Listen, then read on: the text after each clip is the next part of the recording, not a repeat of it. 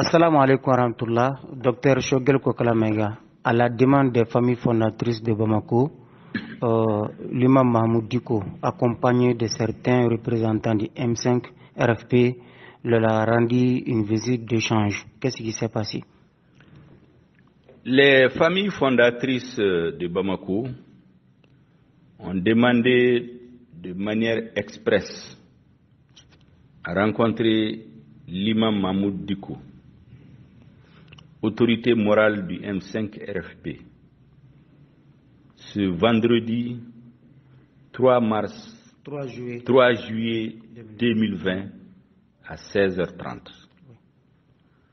Diko nous a fait l'honneur de l'accompagner avec l'ambassadeur Suleiman Kone, tous membres du comité stratégique du M5 RFP. À l'entame des débats, les familles fondatrices de Bamako ont indiqué qu'elles souhaitent en savoir plus sur ce qui se dit, sur ce qui se prépare, sur ce qu'il en est de la situation réelle au Mali. Il y a beaucoup de choses qui se disent dans la presse, dans les médias, dans la rue, dans les marchés, dans les quartiers. Ils veulent savoir de source A, de la bouche de l'imam Diko, de quoi il s'agit. Et qu'en est-il à la date d'aujourd'hui? L'imam Diko, ayant pris la parole, a fait un long développement de près de 45 minutes dont je vais résumer les grandes lignes. Premièrement, l'imam Diko a indiqué que le Mali est aujourd'hui menacé dans son existence. De l'indépendance à aujourd'hui, il y a eu 4 changements de régime. De 1968 à 69, de 60 à 68, disons, le président Modibo Keïta a dirigé le Mali, il y a eu un coup d'État en 1968. C'est le pouvoir qui a été renversé, le gouvernement. Mais la nation et l'État malien ont demeuré. En 1991, le président Moussa Traoré a été renversé à la suite d'une insurrection parachevée par un coup d'État militaire. Insurrection qui mobilisait certainement moins de monde, beaucoup moins de monde qu'aujourd'hui. Moussa a été renversé, le pouvoir est tombé, mais l'État et la nation malienne sont restés. Amadou Toumani Touré a été renversé en 2012. À la suite de son renversement, le bateau Mali a tangué, mais il n'a pas coulé, grâce au bon Dieu, aux bénédictions des uns et des autres, et à l'appui de la communauté internationale. Aujourd'hui, la question qui se pose, ce n'est plus une question de pouvoir ou d'un gouvernement. C'est l'existence même de l'État malien qui est en cause. C'est la disparition qui menace la nation malienne. Et pour illustrer ses propos, il a dit ceci. Il dit que lorsqu'Ibrahim Bokar Keïta est arrivé au pouvoir en 2013, il a trouvé un accord négocié par la CEDEAO. Cet accord s'articule sur 3 points. Premièrement, l'élection présidentielle, à la suite de laquelle Ibeka a été élu. Deuxièmement, 60 jours après son installation comme président, d'engager des négociations avec les mouvements armés. Troisièmement, chercher le cantonnement et le désarmement des mouvements armés. Il dit qu'à la date d'aujourd'hui, à part le fait qu'il a été élu, qui a été organisé par d'autres, aucun de ces engagements n'a été respecté. Une fois installé au pouvoir, la première des choses qu'il a dit, c'est qu'il ne négocie pas avec les rebelles. Tous les Maliens l'ont entendu. Il est allé de ruse en ruse, de plan en plan, jusqu'à nous retrouver en 2014 avec la catastrophe de Kidal. Au moment où Moussa Mara arrivait à Kidal, un samedi, lui, l'imam Diko, se trouvait à Kidal. Il a discuté avec la haute direction de la SEMA, avec les notabilités de Kidal, et il leur a demandé de laisser la mission du Premier ministre Moussa Mara se dérouler. C'est un chef de gouvernement qui veut venir voir son administration. C'est tout à fait normal. Mais le lendemain,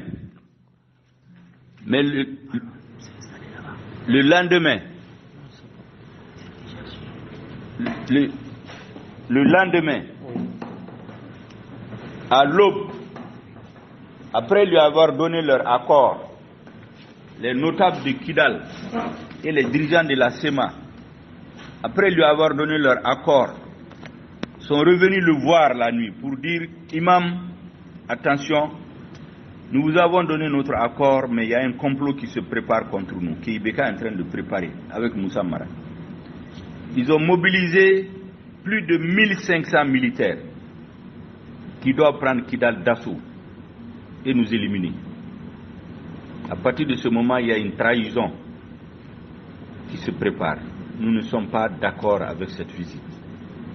Il dit qu'immédiatement, il a chargé l'ex-ambassadeur El Oumrani qui était avec lui à Kidal d'appeler le directeur de cabinet du président de la République, Mamadou Camara, pour lui dire de tout faire pour surseoir à la mission de Mara, de tout faire pour annuler ce supposé assaut qui est préparé contre Kidal.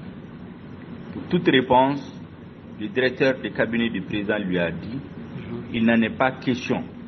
Cette fois-ci, ça passe ou ça casse. Ce sont ces termes. La suite est connue de tout le monde.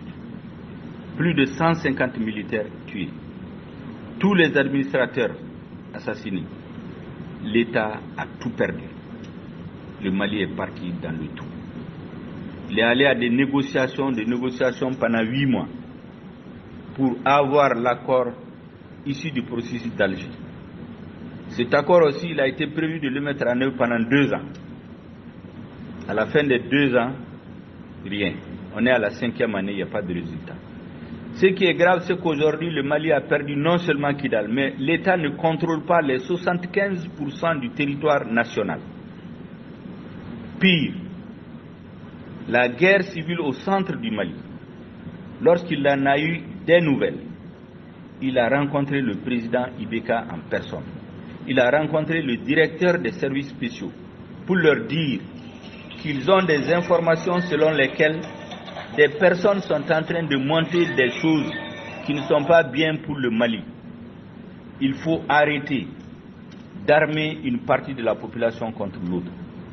Qu'ils ont les preuves, ils connaissent les noms des gens qui sont dans cette entreprise malveillante. Ils ne l'ont pas suivi. Finalement, les ennemis du Mali ont profité pour s'engouffrer dans la brèche et organiser des assassinats massifs des populations avec la situation que l'on sait au centre aujourd'hui. Troisièmement, à l'ouest, dans la région de Kaï, il y a une situation d'insurrection aujourd'hui. Parce que des conflits qui datent de 200-300 ans sont en train d'être réveillés aujourd'hui. L'instabilité est en train de gagner l'ouest. Dans la région de Sikasso, qui est l'une des régions les plus paisibles, à la suite des élections législatives, lorsque la Cour constitutionnelle a organisé son 3e tour, pour ainsi dire, pour priver les populations de Sikasso de leurs députés élus, les populations sont sorties pour manifester. Le résultat, au lieu d'utiliser les forces de l'ordre habituelles, le gouvernement a envoyé contre les populations de Sikasso les forces spéciales antiterroristes qui ont été formées uniquement pour lutter et tuer des terroristes. C'est elles que le gouvernement a envoyées contre les populations de Sikasso, alors que toutes les forces de l'ordre étaient présentes. Cet acte a profondément choqué et porté atteinte à l'honneur, à la dignité des populations de Sikasso, qui sont en état d'une révolte. Une autre rébellion risque d'éclater dans le sud du Mali. Et donc quand on fait une vue panoramique du pays, tout l'État est en désagrégation. Aucun levier de l'État ne fonctionne. Pendant ce moment, l'entourage du président a pris le Mali en otage. Tous les fonds alloués à l'armée sont essentiellement détournés. On ne sait plus où est-ce qu'on va. Et donc aujourd'hui, ce n'est pas une question d'IBK, ce n'est pas une question d'institution. Il est question du Mali, de la nation malienne. Et que si les Maliens ne se lèvent pas, c'est le pays qui va disparaître. Et donc il demande instamment aux familles fondatrices de Bamako de se ranger du côté du peuple pour aller expliquer à IBK qu'il doit comprendre et faire des concessions. Lui, imam, il a pu arracher du M5 RFP la mort dans l'âme. Le M5 RFP a accepté d'épargner l'institution président de la République. En dehors de cela, plus rien ne peut être négociable. Mieux, lorsque le président est revenu du sommet du G5 Sahel en Mauritanie, ils se sont vus hier. Qu'est-ce qui s'est passé lors de la rencontre? Dans cette rencontre, je ne vais pas donner les détails. Je résume parce que ce n'est pas nécessaire. Le plus important, c'est qu'il a eu le sentiment qu'on veut le détacher du M5 RFP. On veut lui proposer des situations qui apparaîtront forcément aux yeux du peuple malien comme des actes de trahison. Or, lui, il a pris l'engagement auprès du M5 RFP qui ne trahira pas la cause du Mali. Et donc, il a dit au président Keïta que lui n'a rien à demander. On n'a rien à lui offrir. Il faut qu'il discute avec le M5 RFP. Et ce qu'il le conseille, c'est de garder son pouvoir, son poste de président de la République et ne rien négocier, parce que toute négociation aujourd'hui apparaîtra aux yeux de l'écrasante majorité de la population comme étant des arrangements encore entre les hommes politiques et le président et entre les hommes politiques et lui. Et l'espoir soulevé par ces masses dans tout le pays, il faut le satisfaire et de ne pas tergiverser.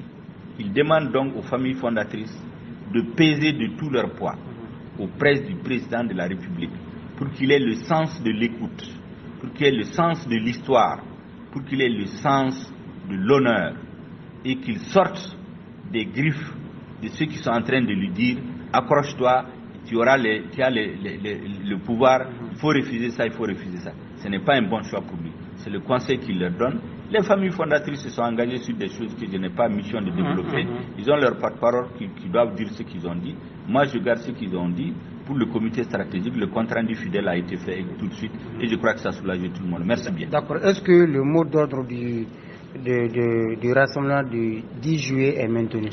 Vous venez d'assister à une réunion du comité stratégique où nous avons demandé à la jeunesse du M5 RFP de s'organiser d'ici lundi et proposer au comité stratégique un plan d'opération pour qu'à partir du vendredi 10 juillet, le pays soit mis dans une situation de désobéissance civile totale. Que l'on montre que le peuple malien dans sa majorité n'est pas avec ce pouvoir. Les rassemblements sont maintenus, la mobilisation est maintenue. Nous mettrons la semaine à profit pour parachever tout et nous rentrons en action à partir du vendredi 10 juillet. C'est ce qui a été décidé. Si entre-temps, Dieu fait qu'il y ait une solution, nous allons l'exposer dans ces rassemblements-là. D'accord. Ce qui a été donc décidé. Cela veut dire que quoi qu'il arrive, il y aura le rassemblement. Ces rassemblements auront lieu et leur vocation, c'est de rendre compte des résultats des démarches qui sont en train d'être faites par notre autorité morale. Nous ne ferons rien sans tout harmoniser avec lui désormais. Tout ce que nous décidons, nous l'avisons, nous discutons. Lorsqu'on est d'accord, on rend public pour qu'il n'y ait plus de malentendus entre nous. Et je pense qu'il nous a fait cet honneur. Nous devons être à hauteur d'attente historique des Maliens. Les Maliens fondent leur espoir dans le M5 RFP. Le monde entier nous regarde. Nous devons parvenir à ce qui ne s'est jamais passé. changement en profondeur d'un régime sans violence, sans rien casser dans notre pays. Et les mots-clés du M5 RFP, c'est le rassemblement des forces patriotiques. Donc c'est les patriotes, ceux qui ont souci du Mali. Nous ne disons pas que nous sommes les seuls. D'autres sont en train de nous rejoindre. Et pendant ces derniers jours, vous avez vu même aujourd'hui les adhésions massives d'associations, d'organisations, de fêtières, de personnalités indépendantes, de hauts cadres. D'autres mots d'ordre du M5 RFP, c'est la refondation de l'État malien. Il ne s'agit pas de changements cosmétiques. Il ne s'agit pas de donner des postes de ministre à quelques personnes. Il s'agit des changements en profondeur.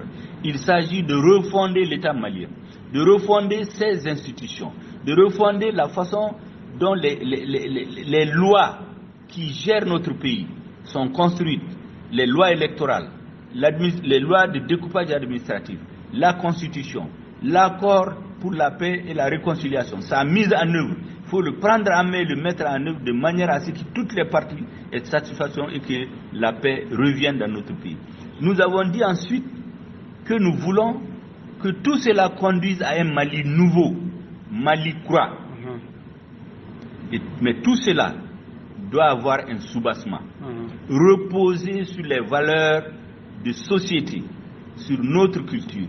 Il faut qu'une fois en Afrique, des citoyens, des cadres d'un pays imaginent, mettent leur génie à profit pour créer le système institutionnel, organisationnel et politique pour stabiliser leur pays, pour bien le gérer, pour que tous les citoyens trouvent leur compte. Je pense que cette crise, quelle que soit la sortie, comme l'a dit un ambassadeur, a un grand mérite. C'est de refonder la démocratie malienne, dont l'image a été vendue abusivement à l'extérieur. Mais ce n'est pas ça le débat. Voilà ce que nous souhaitons. Et nous souhaitons de tout cœur que le président Ibrahim Boubacar Keïta puisse être inspiré par le bon Dieu dans ces 48-72 heures qui viennent. Parce qu'au Mali, nous sommes tous parents. Nous sommes tous des parents venus les uns des autres. Comme on dit chez nous, quand tu pinces l'oreille de quelqu'un à Caille, c'est à Gao Kida qu'un autre va pleurer pour dire que ça lui fait mal. Donc nous voulons qu'ils comprennent. Les gens n'ont rien contre la personne. Mais nous ne pouvons plus continuer. Le peuple malien ne peut plus continuer. Ne peut plus accepter d'être gouverné comme par le passé. Et il doit comprendre qu'il ne peut plus, il ne doit plus gouverner le Mali comme par le passé. S'il le comprend, je suis sûr qu'il sera honoré. Il rentrera dans l'histoire par la grande porte. Et l'Afrique entière va regarder le Mali comme exemple. Et M5 RFP aura donné au nom du peuple malien une histoire, une leçon à l'ensemble du monde et à l'Afrique. D'un peuple déterminé qui prend son destin en main, qui reconstruit son pays, qui réunit